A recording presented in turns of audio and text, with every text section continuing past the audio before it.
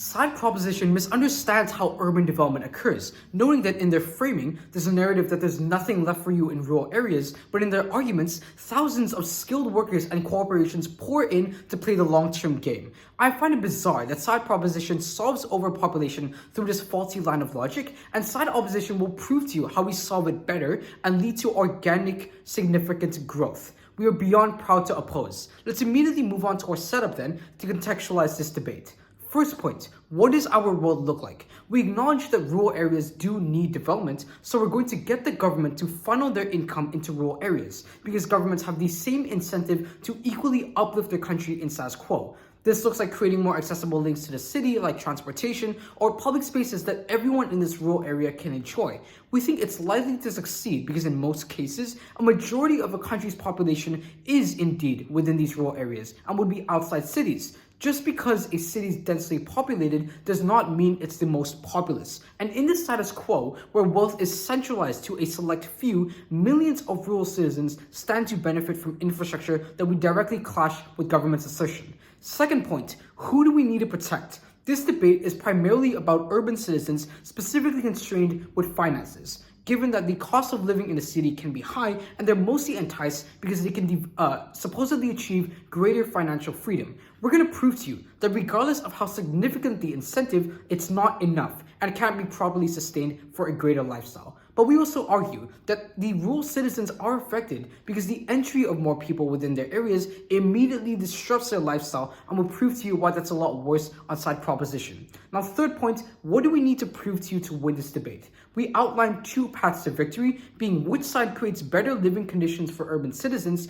and which side preserves existing rural areas the best. We present two arguments to you, being number one, why urban citizens cannot maximize their financial incentives, and two, why financial incentives erode the livelihoods of rural citizens. But before moving on to those, a rebuttal against side proposition's first argument. They try to tell you that the state is negligent and needs to compensate its people. We have two responses. Firstly, the government has already compensated them in the status quo with social security services like public healthcare and free public schools. So at the very least, they have protected livelihoods. But even then, the extra wealthy can compensate because they pay the most tax. Secondly, on their side, compensation isn't even direct enough because that funding still goes to urban citizens first, even if rural citizens get trickle-down effects. We've now proven to you that their benefits are not within their principles, and we're also going to prove why we achieve that trickle-down effect a lot better. Now, moving on towards the first argument on why urban citizens can't maximize financial incentives. To better understand this argument, let's clarify overpopulation.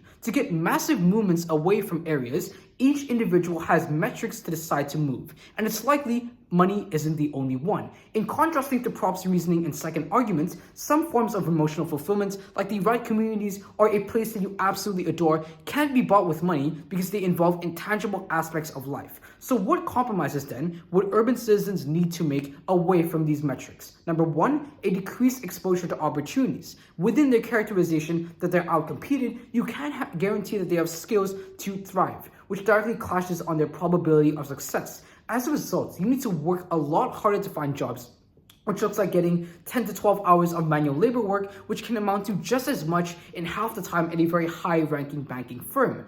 Even if urban citizens then can still move remotely close to the city and keep their jobs, it's still harmful because they need to opt into additional costs. This looks like paying for transportation daily, or having to endure traffic to enter the city, or having to sleep a lot earlier in order to then prepare for work. This is so much more important because now they'd be less motivated to work at these high-paying jobs and instead settle for less, settle for whatever is convenient. Number two, they're emotionally constrained. Moving to a new area means finding new outlets to release frustration and find fulfillment.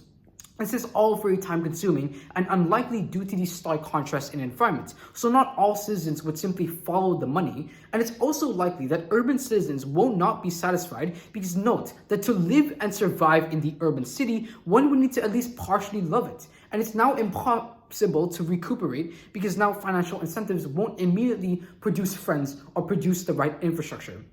And number three, you experience coercion from the government, given that these urban citizens are forced to make the decision between their prestigious high-ranking jobs in the city to losing it all for a quiet life for free. They get a lot more cognitive dissonance on side proposition from needing to abandon everything that they work for. In comparison, why will urban citizens then experience better livelihoods on our side? Number one, within urban areas, a lack of opportunity still allows citizens to then build businesses because of the population there. But even then, emerging companies still come in because of their need to validate that they've made it. They've made it to the big city. So job opportunities still exist on both sides. And on side proposition, there's diminishing financial incentives. Number two, even when moving into rural areas anyways, these people would find better fulfillment on our side. We create baseline expectations to give better infrastructure because of the government, meaning that the initial metrics to move in are still fulfilled. This creates an organic sense of belonging and these stresses interactions with rural citizens, and it's so important because it subverts the narrative that these rural communities are just poor places that should not be touched at all, but areas that can provide more comfort and incentivize citizens to come in and not have to rebuild their life. And three, you have an intrinsic connection to then lead to more businesses coming in because these urban citizens are readily giving back to the community. And we don't think these rural areas would just immediately urbanize and cause environmental impacts like many big cities do because it takes decades to rise and become important. Some urban areas are just imported by nature, like how the New York City Stock Exchange was intrinsic from that city. And regardless, urban citizens on our side can now find an organic sense of belonging with proper infrastructure to better support their lives on our side of the house. To move in towards our second argument on why financial incentives erode the livelihoods of rural citizens, let's contextualize the role of the government then.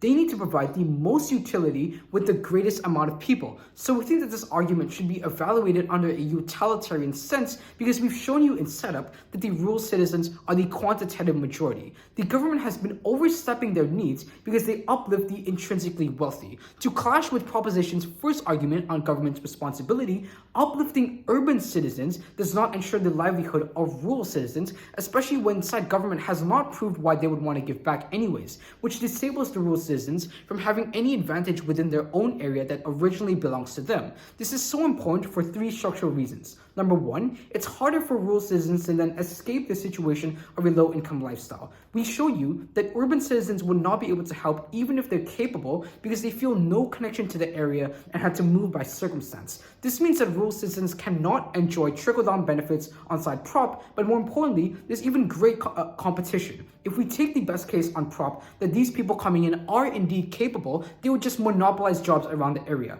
Number two, even if urban citizens decide to uplift the community, they do it with an iron fist because of financial leverage. This looks like demolishing cultural areas for fast food or building buildings in the middle of natural landscapes. The likelihood of this on our side is a lot less because the government's efforts to revitalize these areas are not profit-oriented and would want to preserve the history and because of their responsibility to protect the country's culture. In fact, they can use this culture to empower the tourist area, for example, making it a tourist attraction. In comparison, directly clashing with Prop's claims on economic activity improving. Thirdly, we show you that achieving this is a lot better because urban citizens can then build off of existing systems, and ultimately, rural citizens not only benefit from government support, but experience social cohesion along with the benefits of the entries of urban citizens on our side of the house. For all those reasons, we urge you to oppose. Thank you.